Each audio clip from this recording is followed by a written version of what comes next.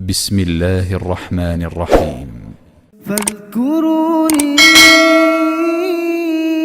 أذكركم واشكروا لي ولا تكفرون. بسم الله الرحمن الرحيم. الحمد لله رب العالمين، والصلاة والسلام على سيد الأنبياء والمرسلين محمد خاتم النبيين وعلى آله وصحبه الطيبين الطاهرين وعلى أزواجه أمهات المؤمنين. أما بعد، الحمدللہ تفسیر کا جو سلسلہ ہم نے رمضان کریم میں شروع کیا تھا وہ الحمدللہ جاری و ساری ہے۔ پہلا پارہ مکمل ہو چکا تھا، دوسرے پارے کا بھی کچھ حصہ اس کی مختصر تفسیر ہم کر چکے تھے، اور رمضان کے آخری عشرے کی وجہ سے یہ سلسلہ رک گیا تھا، اس کو آگے جاری کرتے ہیں۔ اس بات کا ہم نے ذکر کیا تھا کہ دوسرے پارے کو اگر ہم موضوعات کے اعتبار سے تقسیم کریں تو اس کے 3 حصے بنتے ہیں۔ پہلے حصے میں اللہ تعالیٰ نے انسانیت کی سرداری کا تاج جو بنی اسرائیل سے اٹھا کر امت محمدیہ کے سر پر رکھا، اس کا ذکر ہے۔ تحویل قبلہ کا ذکر ہے، بیت المقدس کی جگہ پر خانہ کعبہ کو مسلمانوں کا قبلہ قرار دیا جانے کا ذکر ہے۔ دوسرے حصے میں اللہ تعالیٰ نے اسلامی معاشرے کے جو معاشرتی مسائل ہوتے ہیں، اسلامی معاشرے کی جو بنیادیں ہیں، ان کا تذکرہ کیا ہے، اور اسی پارے کے آخری حصے میں اللہ تعالیٰ نے مسلمانوں کے خانگی مسائل کا تذکرہ کیا ہے۔ مسلمان کی خانگی زندگی کیسی ہونی چاہیے، اس کے بارے میں اللہ تعالیٰ نے تفصیل سے ذکر فرمایا ہے۔ عورتوں کے مسائل کا تذکرہ ہے، نکاح و طلاق کے مسائل کا تذکرہ ہے، رضاعت کے مسائل ہیں۔ تو پہلے حصے کی تفسیر ہو چکی تھی، دوسرے حصے میں بھی کچھ باتیں ہم نے ذکر کی تھیں کہ جیسے اللہ تعالیٰ کا فرمان ہے وَمِنَ النَّاسِ مَن يَتَّخِذُ مِن دُونِ اللَّهِ أَندَادًا يُحِبُّونَهُمْ كَحُبِّ اللَّهِ، کہ مسلمانوں کی محبت سب سے زیادہ اور سب سے پہلے وہ اللہ تعالیٰ کی ذات کے ساتھ ہوتی ہے، اور اللہ کی ذات کے ساتھ منسلک ہر چیز، اللہ کے ساتھ جس چیز کا بھی تعلق ہے، وہ اللہ کے نبی ہوں، اللہ کی کتاب ہو، اللہ کا گھر ہو، اللہ کا دین ہو، ان سب چیزوں سے انسان کی محبت، مسلمان کی محبت سب سے زیادہ ہوتی ہے۔ فرمایا وَمِنَ النَّاسِ مَن يَتَّخِذُ مِن دُونِ اللَّهِ أَندَادًا يُحِبُّونَهُمْ كَحُبِّ اللَّهِ، کہ لوگوں میں سے کچھ لوگ ایسے ہیں کہ جو اللہ کی محبت میں بھی شریک کرتے ہیں، يُحِبُّونَهُمْ كَحُبِّ اللَّهِ، اللہ کے ساتھ شریک کرتے ہیں، اور ان سے، ان شرکاء سے ایسے محبت کرتے ہیں جیسے اللہ تعالیٰ سے محبت کی جانی چاہیے۔ وَالَّذِينَ آمَنُوا أَشَدُّ حُبًّا لِلَّهِ، اور جو مومن ہوتے ہیں ان کی محبت اللہ تعالیٰ سے سب سے زیادہ ہوتی ہے۔ اور پھر اسلامی معاشرے میں حلال و حرام کا جو تصور ہے، اس کا اللہ تعالیٰ نے ذکر کیا ہے کہ مسلمان بالکل شتر بے مہار کی طرح نہیں ہوتا، بلکہ اس نے اپنے آپ کو اللہ تعالیٰ کے سپرد کیا ہوتا ہے، اللہ تعالیٰ کے تمام احکامات کو ماننے والا ہوتا ہے۔ یا ایھا الناس کلوا مما فی الارض حلالا طیبا، زمین میں سے کھاؤ حلال اور طیب چیزوں میں سے، ولا تتبعوا خطوات الشیطان، شیطان کی پیروی نہ کرو۔ یہ مسلم معاشرے کی بنیادیں ہیں کہ کس طریقے سے مسلم معاشرہ تشکیل دیا جا سکتا ہے۔ سب سے پہلے تو دلوں کو تبدیل کرنا پڑے گا، دلوں کے اندر اللہ تعالیٰ کی محبت کو بٹھانا پڑے گا۔ سب سے پہلا اصول اللہ تعالیٰ نے اپنی محبت کا تذکرہ کیا کہ مسلم معاشرے میں مسلمان سب سے زیادہ اللہ سے محبت کرنے والا ہوتا ہے، اور پھر وہ اللہ تعالیٰ کے احکامات کی پاسداری کرنے والا ہوتا ہے۔ وَإِذَا قِيلَ لَهُمُ اتَّبِعُوا مَا أَنزَلَ اللَّهُ قَالُوا بَلْ نَتَّبِعُ مَا أَلْفَيْنَا عَلَيْهِ آبَاءَنَا، اور اپنے رسم و رواج کو اور اپنی خواہشات کو مسلمان اللہ تعالیٰ کے احکامات پر ترجیح نہیں دیتا۔ اللہ تعالیٰ نے مشرکین کا اور کفار کا تذکرہ کیا کہ ان سے جب کہا جاتا ہے کہ اس چیز کی پیروی کرو جو اللہ تعالیٰ نے نازل کی ہے، قالوا بل نتبع ما الفینا علیہ آباءنا، تو یہ کہتے ہیں کہ بلکہ ہم اس چیز کی پیروی کریں گے جس پر ہم نے اپنے آباء و اجداد کو پایا ہے۔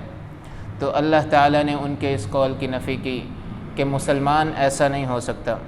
اس کے بعد اللہ تعالیٰ نے نیکی کا تذکرہ کیا، لیس البر ان تولوا وجوہکم قبل المشرق والمغرب، کہ نیکی وہی ہے جو اللہ تعالیٰ اور اللہ کا نبی بیان کر دے، وہی نیکی ہے۔ ہر شخص کے دماغ میں، ہر شخص کی سوچ میں جو چیز آئے گی وہ نیکی نہیں ہو سکتی۔ نیکی وہی ہے جو دین اسلام بتلائے گا۔ اس کے بعد قصاص کے معاملات ہیں، یا ایھا الذین آمنوا کتب علیکم القصاص فی القتل الحر بالحر والعبد بالعبد والانثى بالانثى، کہ آزاد کے بدلے آزاد، غلام کے بدلے غلام، عورت کے بدلے عورت قتل کی جائے گی۔ یہ قصاص کے معاملات ہیں۔ وَلَكُمْ فِي الْقِصَاصِ حَيَاةٌ يَا أُولِي الْأَلْبَابِ، اور اس قصاص کے اندر اللہ تعالیٰ نے انسانیت کی زندگی کو مستور رکھا ہے۔ ظاہری طور پر تو یہ نظر آتا ہے، اور اعتراض کرنے والے یہ اعتراض بھی کرتے ہیں کہ اس نے ایک شخص کی جان لے لی ہے، اب ایک اور جان کو ہم کیوں ضائع کریں؟ لیکن معاشرے میں امن قائم کرنے کے لیے، مزید جانوں کا نقصان بچانے کے لیے یہ ضروری ہے کہ اس کا پورا بدلہ لیا جائے، تاکہ معاشرے میں یہ بات لوگوں کے ذہنوں میں بیٹھ جائے کہ یہ ظلم و بربریت کا معاشرہ نہیں ہے، یہ ہر قسم کی قوانین اور حدود و قیود سے آزاد رہ کر زندگی گزارنے والا معاشرہ نہیں ہے، بلکہ یہاں پر جو غلط کام کرے گا اس کو اس کی سزا بھی دی جائے گی۔ وَلَكُمْ فِي الْقِصَاصِ حَيَاةٌ يَا أُولِي الْأَلْبَابِ لَعَلَّكُمْ تَتَّقُونَ كُتِبَ عَلَيْكُمْ إِذَا حَضَرَ، اس کے بعد وصیت کے احکامات ہیں، اور وصیت شروع میں وصیت ہر شخص کے اوپر واجب تھی وراثت کے احکامات نازل ہونے سے پہلے، کہ انسان مرنے سے پہلے وصیت کر کے جائے اپنے مال کے بارے میں۔ لیکن اس کے بعد اللہ تعالیٰ نے جو وراثت کے احکامات نازل کیے، پھر وصیت کا جو وجوب والا درجہ تھا وہ ختم ہو گیا۔ اور اس آیت کے اندر بھی اللہ تعالیٰ نے فرمایا کتب علیکم اذا حضر احدکم الموت ان ترک خیرا الوصیۃ للوالدین والاقربین بالمعروف حقا علی المتقین۔ وصیت کے احکامات تو اب بھی موجود ہیں۔ یہ آیت جزوی طور پر منسوخ ہوئی ہے، لیکن کلی طور پر وصیت منسوخ نہیں ہوئی۔ وصیت اب بھی انسان کر سکتا ہے۔ احادیث سے جو ہمیں معلوم ہوتا ہے، انسان زیادہ سے زیادہ اپنے 1/3 مال کی وصیت کر سکتا ہے، اور وہ بھی ورثاء کے علاوہ۔ ورثاء کے لیے وصیت نہیں ہو سکتی، کیونکہ اللہ تعالیٰ نے قرآن مجید میں تمام وارثوں کا جو حصہ ہے وہ مقرر فرما دیا۔ اس کے بعد یا ایھا الذین آمنوا کتب علیکم الصیام کما کتب علی الذین من قبلکم لعلکم تتقون۔ روزے کے احکامات ہیں، اور روزے کا مقصد بیان کیا ہے کہ روزے کا مقصد یہ ہے کہ تمہیں تقوی حاصل ہو جائے، اللہ تعالیٰ سے ڈرنے والے بن جاؤ۔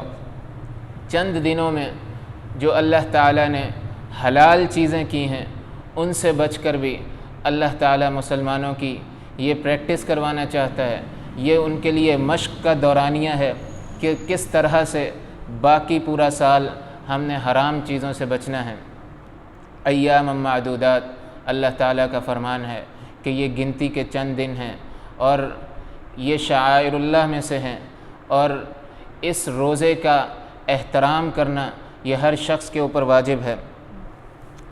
اور روزے کے ذکر کے فوراً بعد اللہ تعالیٰ نے قرآن مجید کا تذکرہ کیا، شہر رمضان الذی انزل فیہ القرآن، اس سے روزے اور قرآن کا تعلق بھی انسان کو پتہ لگتا ہے کہ رمضان وہ مہینہ ہے کہ جس میں اللہ تعالیٰ نے قرآن مجید کو نازل کیا، ھدی للناس وبینات من الھدی والفرقان، اور یہ قرآن لوگوں کے لیے ہدایت ہے، واضح اس میں نشانیاں ہیں ہدایت سے، والفرقان حق اور باطل میں فرق کرنے والی یہ کتاب ہے۔ اور پھر قرآن مجید کے بعد اللہ تعالیٰ نے دعا کا تذکرہ کیا، وَإِذَا سَأَلَكَ عِبَادِي عَنِّي فَإِنِّي قَرِيبٌ أُجِيبُ دَعْوَةَ الدَّاعِ إِذَا دَعَانِ فَلْيَسْتَجِيبُوا لِي۔ یہ ساری چیزیں روزے کے فوراً بعد اس کا تذکرہ کرنے کا مطلب یہ ہے کہ انسان روزے میں یہ اعمال زیادہ سے زیادہ کرے، زیادہ سے زیادہ اللہ تعالیٰ سے دعا کی جائے، تلاوت قرآن مجید کی جائے۔ تلاوت کا اور دعا کا روزے سے خاص تعلق ہے۔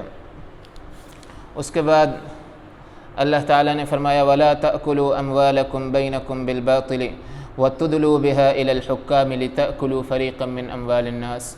اس آیت کا تعلق بھی اگر روزے سے ہم جوڑنا چاہیں تو اس سے یہ مطلب نکل سکتا ہے کہ روزے میں جو حلال چیزیں انسان کے اوپر حرام قرار دے دی گئی تھی، اب آگے کی زندگی میں اس نے حرام کاموں سے بھی بچنا ہے، حرام طریقے سے مال کمانے سے بچنا ہے۔ وَلَا تَأْكُلُوا أَمْوَالَكُمْ بَيْنَكُمْ بِالْبَاطِلِ، آپس میں ایک دوسرے کے باطل طریقے سے نہ کھاؤ۔ وَتُدْلُوا بِهَا إِلَى الْحُكَّامِ، اور نہ حکام کی طرف اپنے فیصلوں کو پلٹاؤ باطل طریقے سے۔ اس سے مراد یہ ہے کہ انسان کو معلوم ہے کہ یہ مال اس کا حق نہیں ہے، لیکن اس کو یہ بھی معلوم ہے کہ اگر میں کسی عدالت میں یہ اپنا معاملہ لے کر جاؤں گا تو ممکن ہے میرے حق میں فیصلہ ہو جائے۔ اللہ تعالیٰ نے منع فرما دیا کہ عدالت کے ذریعے سے بھی شریعت کی حرام کردہ چیزوں کو حلال نہیں کیا جا سکتا۔ وَتُدْلُوا بِهَا إِلَى الْحُكَّامِ لِتَأْكُلُوا فَرِيقًا مِّنْ أَمْوَالِ النَّاسِ بِالْإِثْمِ وَأَنْتُمْ تَعْلَمُونَ۔ اور اس آیت کے اندر حرام طریقے سے مال کھانے میں تمام قسم کے حرام امور شامل ہو جاتے ہیں، سود بھی اس میں شامل ہے، رشوت بھی اس میں شامل ہے، اور ہر قسم کی حرام تجارت، حرام چیز کے ذریعے سے کمایا گیا پیسہ وہ اس اللہ تعالیٰ کے حکم کے اندر شامل ہے۔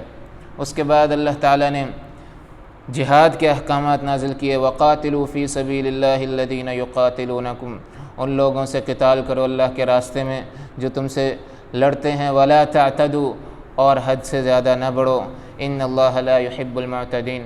حد سے زیادہ بڑھنے کا مطلب یہ ہے کہ ظلم نہ کرو، مسئلہ نہ کرو لاشوں کا، اور ان احکامات کے ساتھ شریعت نے جس طریقے سے جہاد بیان فرمایا ہے، جس طریقے سے جو شرع جہاد کا طریقہ ہے اس طریقے سے جہاد کرو۔ وَاقْتُلُوهُمْ حَيْثُ ثَقِفْتُمُوهُمْ وَأَخْرِجُوهُمْ مِنْ حَيْثُ أَخْرَجُوكُمْ، جہاد کے احکامات ہیں۔ اس کے بعد اللہ تعالیٰ نے فرمایا وَقَاتِلُوهُمْ حَتَّى لَا تَكُونَ فِتْنَةٌ وَيَكُونَ الدِّينُ لِلَّهِ، کہ جہاد کا اصل مقصد وہ روئے زمین سے فتنہ اور فساد کا خاتمہ ہے۔ وَقَاتِلُوهُمْ حَتَّى لَا تَكُونَ فِتْنَةٌ، ان لوگوں سے قتال کرو یہاں تک کہ فتنہ باقی نہ رہے اور دین پورا کا پورا اللہ کے لیے ہو جائے۔ خالص دین پھیلانے کے لیے جہاد کرنا یہ اسلام کا ایک ستون ہے۔ فَإِنِ انْتَهَوْا فَلَا عُدْوَانَ إِلَّا عَلَى الظَّالِمِينَ۔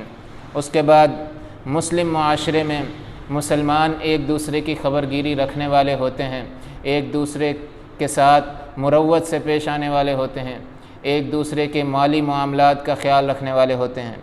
صدقہ اور خیرات کی فضیلت اللہ تعالیٰ نے بیان کی، وَأَنفِقُوا فِي سَبِيلِ اللَّهِ وَلَا تُلْقُوا بِأَيْدِيكُمْ إِلَى التَّهْلُكَةِ، اپنے مالوں میں سے اللہ کے لیے خرچ کرو اور اپنے ہاتھوں سے برائی کی طرف نہ بڑھو۔ وَأَحْسِنُوا، احسان کرو، إِنَّ اللَّهَ يُحِبُّ الْمُحْسِنِينَ، بے شک اللہ تعالیٰ محسنین کو پسند کرتا ہے۔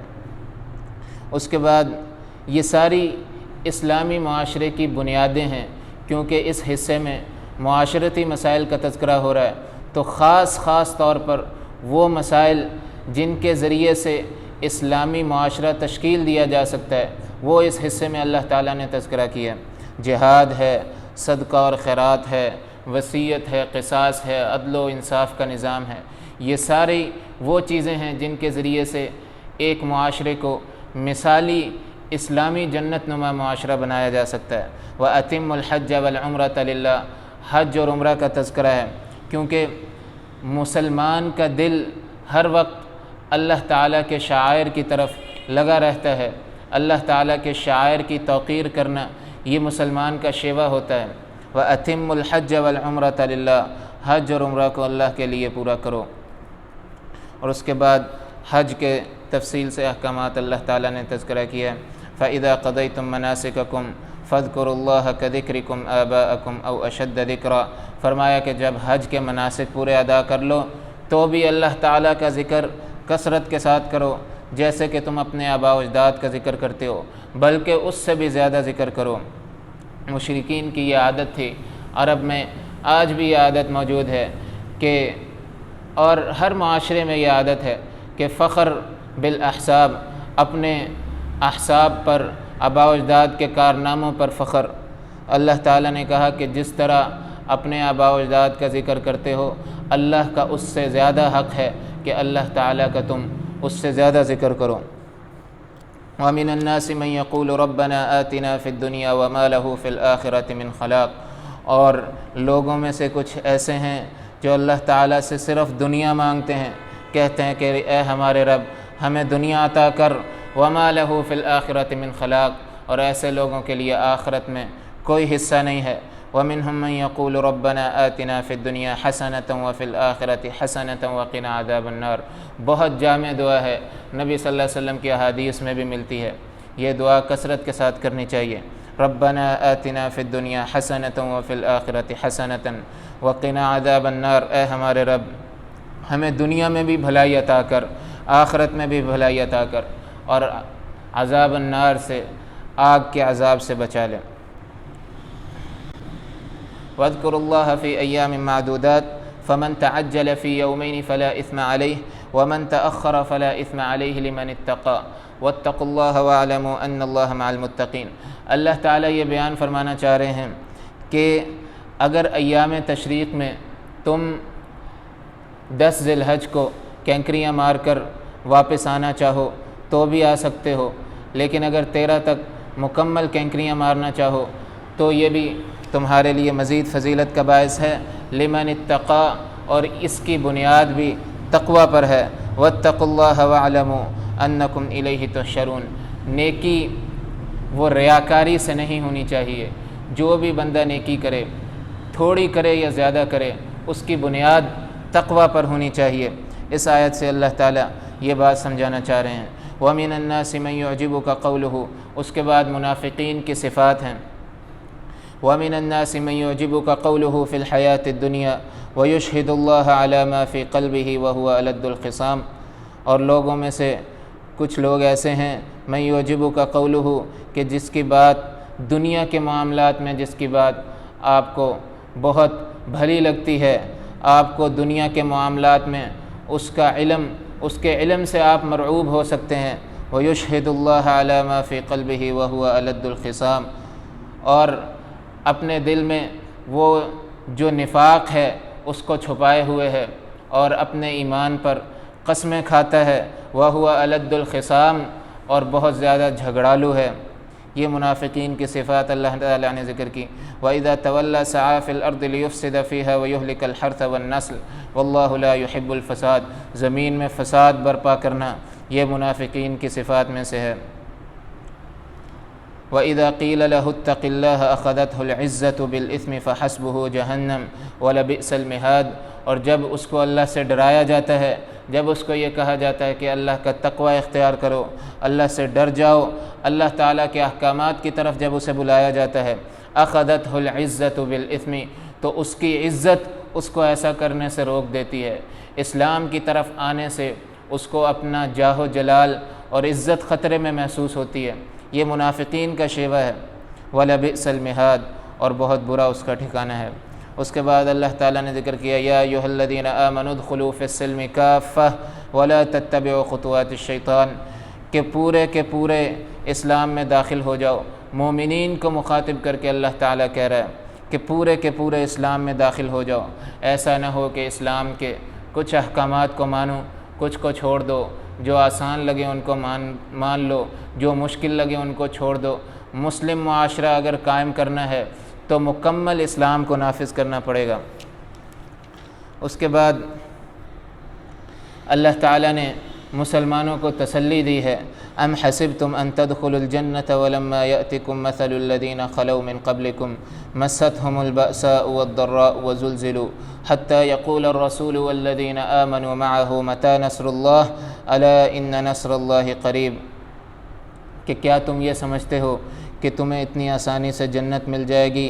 وَلَمَّا يَأْتِكُمْ مَثَلُ الَّذِينَ خَلَوْا مِن قَبْلِكُمْ، حالانکہ ابھی تمہارے اوپر ویسے حالات نہیں آئے جیسے تم سے پہلے لوگوں پر آئے تھے۔